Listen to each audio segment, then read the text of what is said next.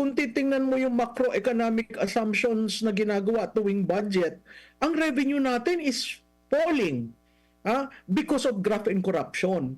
Saan ba nang gagaling ang revenue? Hindi ba sa BIR at saka sa customs? O kung hindi natin na-cure ang smuggling o ang income natin from all this importation, hindi mag-a-appear sa ating books yun. So maliit yung revenue na generate. Nagpasa tayo ng panukalang batas na hindi na panukala, ng batas na itatax ang internet activities, itatax ang mga streaming platform. Doon sa streaming platform, ang target nila doon 80 billion.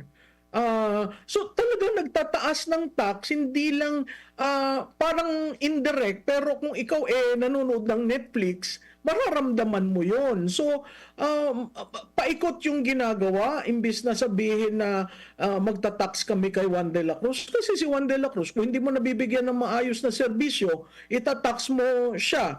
Sa tingin mo matutuwa? At titingnan natin, Admar, itong buwan na ito, inapprove na ang increase ng utilities, tubig at saka elektrisidad.